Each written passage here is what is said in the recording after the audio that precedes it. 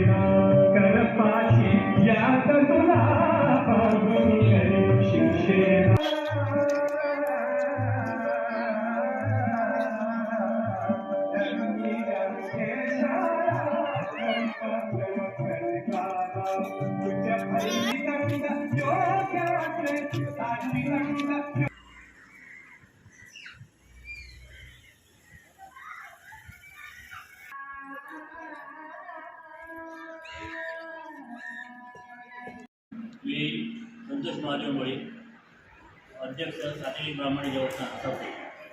आज सामाजिक दिसता हे आमच्या सातेरी देवस्थानाचे जे मुख्य कार्यक्रम जातात तितूंतलो जत्रोत्सव एक मोठो कार्यक्रम आणि तो आज रविवार दिनांक 22 डिसेंबर ह्याचा संपन्न जाल्लो आसा. आणि हो कार्यक्रम आम्ही जे आमचे सकाळपासून देवीचे अभिषेक पूजा जाता त्याच्या उपरांत संप्रार्थना हो कार्यक्रम आसता.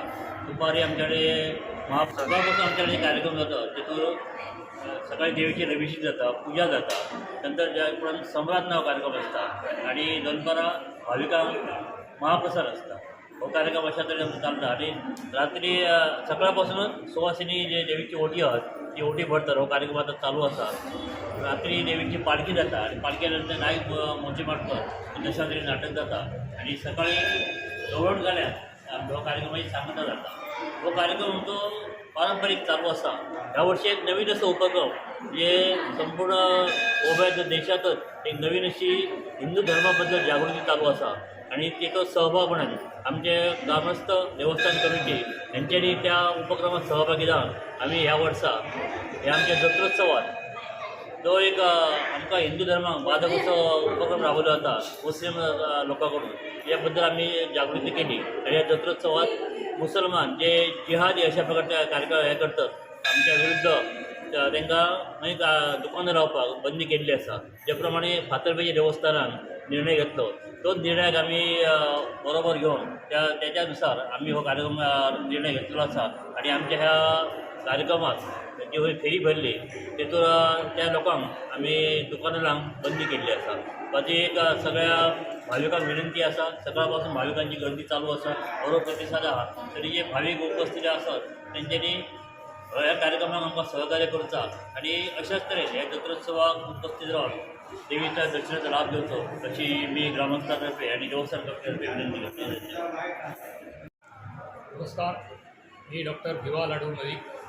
या देवस्थानचा एक महाजन म्हणून आता श्री संतोष मलिक यांनी जे वक्तव्य केलं आहे त्याच्याशी मी पूर्ण सहमत आहे. आज या जत्रोत्सवामध्ये जिहादी लोकांना स्टॉल्स लावण्याच्या संबंधाने आम्ही बंदी केलेली आहे. ही बंदी आजच्याच फक्त कार्यक्रमात नसून याच्यापुढे देवस्थानचे जे वेगवेगळे कार्यक्रम होणार आहेत, ज्या वेळी इकडे फेऱ्या लावल्या जातील किंवा दुकानं काढली जातील त्या दुकानामध्ये फक्त हिंदू लोक जे असतील त्यांनाच ती दुकानं लावण्यास परवानगी दिली जाईल आणि हा निर्णय सगळ्यांनी एकमताने घेतलेला आहे. या निर्णयाची मी त्याच्याबरोबरीने सगळ्यांच्या बरोबरीने सहभागी आहे आणि हा निर्णय याच्यापुढे असाच चालू राहील. त्याच्याशी सर्व ग्रामस्थांनी आणि सगळ्या इतर जे कोण भाविक असतील त्यांनी सगळ्यांनी सहकार्य करावे आणि हा निर्णय जो आहे तो त्यांनी आपापल्या देवस्थानामध्ये सुद्धा अशा पद्धतीने लागू करण्यासाठी प्रयत्न करावे असे सुद्धा मी बाहेरून जे भाविक इथे येणार आहेत त्यांना विनंती करतो. धन्यवाद.